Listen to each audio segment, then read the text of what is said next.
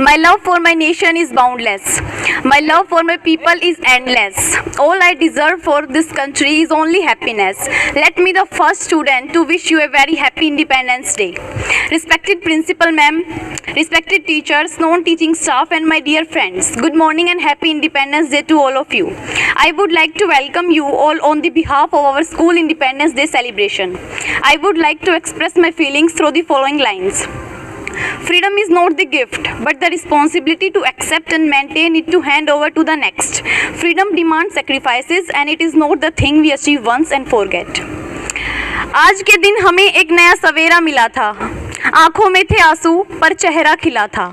इस एहसास को कभी खोने मत देना, इसे पाने के लिए कितनों का खून बहा था। Firstly, I would like to call Dikshit from 10th A class for poem.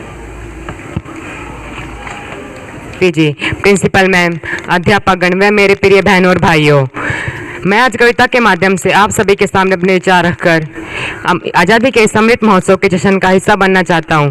वह आप सभी को स्वतंत्रता दिवस की हार्दिक शुभकामनाएं। वंदन की धरती है, अभिनंदन की धरती है, ये अर्पण की भूमि है, ये तर्पण की भूमि है। इसकी नदी नदी हमारे लिए गंगा है, इसका कंकर कंकर हमारे लिए शंकर है। हम जिएंगे तो इस भारत के लिए और मरेंगे तो इस भारत के लिए, और मरने के बाद भी गंगा जल में बहती हुई हमारी अस्थियों को कान लगाकर सुनेगा तो एक आवाज आएगी, तो एक आवाज आएगी, भारत माता की जय, भारत माता की जय, भारत माता की जय।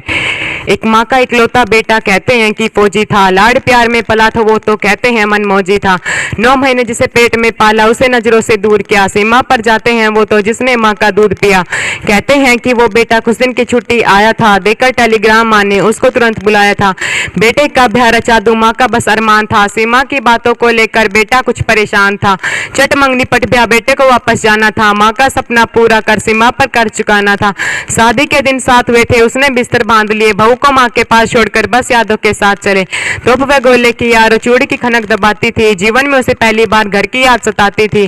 तोप व गोले की यारो चूड़ी की खनक दबाता था, 2 बच्चों के बाप होने का सपना भी वह बुनता था। चिट्ठी आती घर से तो मंद मंद मुस्कुराता था, साथी करते खींचातानी हल्का सा शर्माता था।